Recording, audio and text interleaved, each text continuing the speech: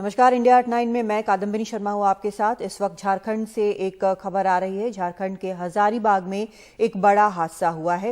Railing तोड़कर सिवान नदी में जा गिरी है एक बस। इस बस में 60 लोगों के सवार होने की बात कही जा रही है। इनमें से 7 लोगों की मौत की खबर आ चुकी है। बताया जा रहा है कि 10 से ज्यादा लोग घायल हुए हैं। ये बस गिरिडीह से रांची जा रही थी जब ये हादसा हुआ। हरिवंश हमारे संवाददाता इस वक्त हमारे साथ जुड़ रहे हैं, सीधा उनका रुख करते हैं।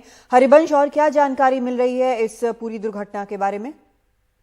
कदमनी, ये घटना में करीब 7 लोग की मौत की खबर अभी पुष्टि की है ये हजारीबाग के डीसी ने, और करीब 25 लोग गंभीर रूप से घायल है जिनका इलाज हजारीबाग के हॉस्पिटल में, 2 हॉस्पिटल में चल रहा है। एक सदर हॉस्पिटल है, एक प्राइवेट हॉस्पिटल में, जहां उनका इलाज चल रहा है। और कुछ लोग जो जिन्हें थोड़ी कम चोट आई है उनका भी इलाज वहीं चल रहा है। और पूरी घटना की जांच की जा रही है।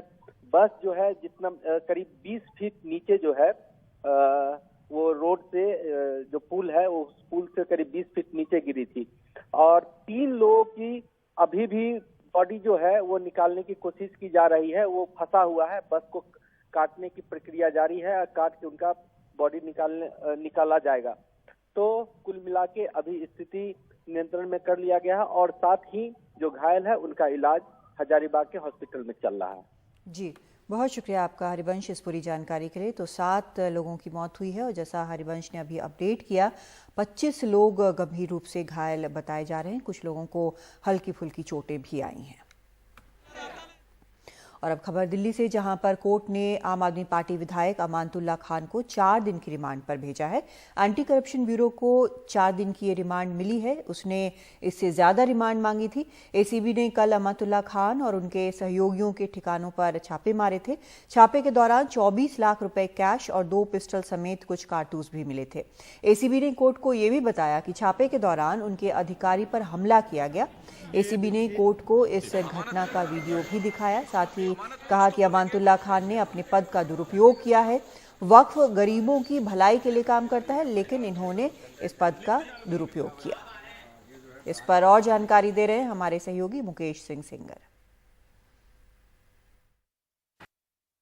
आम आदमी पार्टी से एमएलए अमानतुल्ला खान को दिल्ली की राउज एवेन्यू कोर्ट ने एंटी करप्शन ब्रांच की 4 दिन की कस्टडी में भेज दिया है।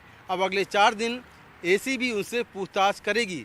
दरअसल ये मामला दिल्ली वक्फ बोर्ड में गड़बड़ियों से जुड़ा हुआ है, जिसको लेकर 2020 में एसीबी ने केस दर्ज किया था।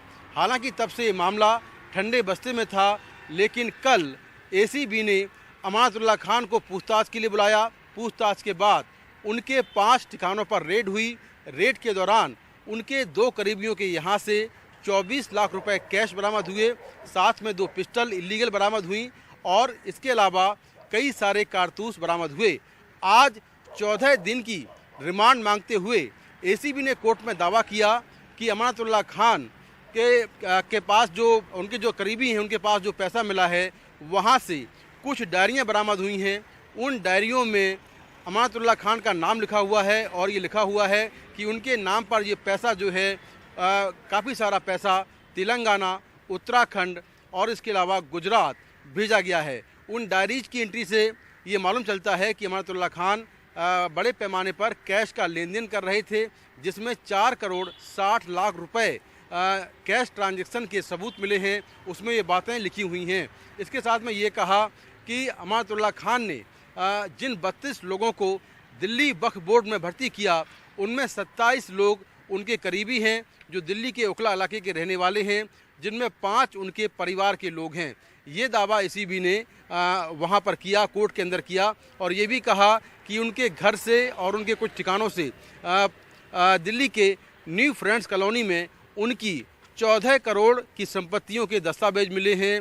ये भी दावा किया गया कि दिल्ली वक्फ बोर्ड का करीब 80 लाख रुपया उनके बैंक खातों में गया है, जिसके दस्तावेज बरामद हुए हैं। तो ये सारे दावे एसीबी ने कोर्ट में किए, और ये भी कहा गया कि जब एसीबी की टीम उनके घर छापेमारी करने गई, उस वक्त उनके परिवार के लोगों ने, उनके जानकारों ने एसीबी के टीम पर हमला किया, जिसको लेकर जामिया नगर थाने में एक अलग से केस दर्ज कराया गया है। उस मामले में 3 आरोपियों की पहचान कर ली गई है। वहीं जो बचाव पक्ष के वकील हैं, उन्होंने दावा किया कि एसीबी के सभी आरोप झूठे हैं। ये केस 2020 में दर्ज किया गया था। अब अचानक क्या हुआ कि एसीबी ने जांच में तेजी ला दी है। ये सारा मामला पॉलिटिकल है। इसके अलावा ये भी कहा गया कि जो लोग जिन लोगों को वक्फ बोर्ड में भर्ती किया गया वो सभी कॉन्ट्रैक्ट पर आए लोग हैं और ऐसे लोगों को नौकरी देने का अधिकार है। तो इस तरह के दावे कोर्ट में किए गए। दोनों पक्षों को सुनने के बाद कोर्ट ने अमानतुल्लाह खान को 4 दिन की एसीबी की रिमांड पर भेज दिया है। हालांकि 4 दिन बाद जो एसीबी है अब उनको दोबारा पेश करेगी और उसके बाद क्या कुछ होता है, क्या सबूत मिलते हैं, क्या कुछ और जानकारियां मिलती हैं, ये देखना होगा। लेकिन आम आदमी पार्टी ने भी जो एसीबी के दावे हैं उनको खारिज किया है और ये कहा है कि ये सारी कवायद गुजरात में आम आदमी पार्टी को रोकने के लिए की जा रही है।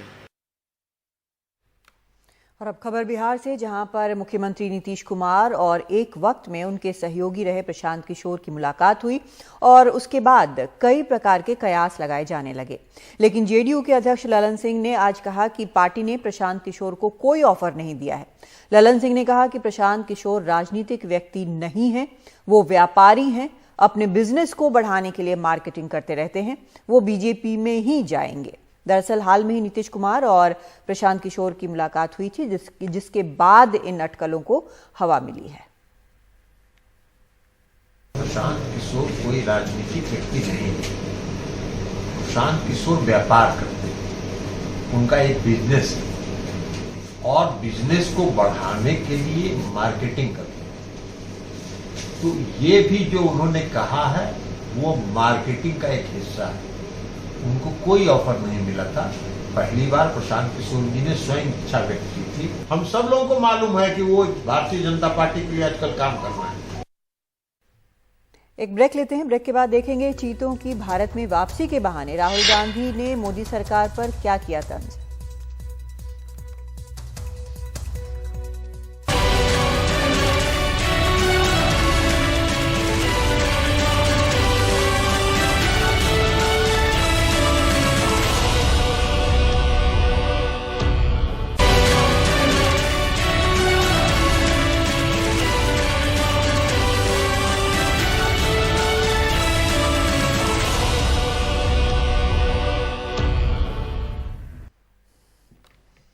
राहुल गांधी ने चीतों की वापसी को लेकर पीएम मोदी पर सरकार पर तंज कसा है। उन्होंने लिखा, 8 चीते आ गए, अब ये बताइए कि 8 सालों में 16 करोड़ रोजगार क्यों नहीं आए।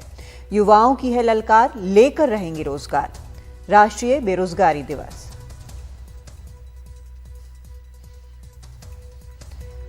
और जयराम रमेश ने भी ट्वीट किया। उन्होंने कहा कि पीएम शासन में निरंतरता को शायद ही कभी स्वीकार करते हैं। चीता प्रोजेक्ट के लिए 25/4/2010 को केप टाउन की मेरी यात्रा का जिक्र न होना इसका ताजा उदाहरण है। आज पीएम ने बेवजह का तमाशा खड़ा किया। ये राष्ट्रीय मुद्दों को दबाने और भारत जोड़ो यात्रा से भटकाने का प्रयास है।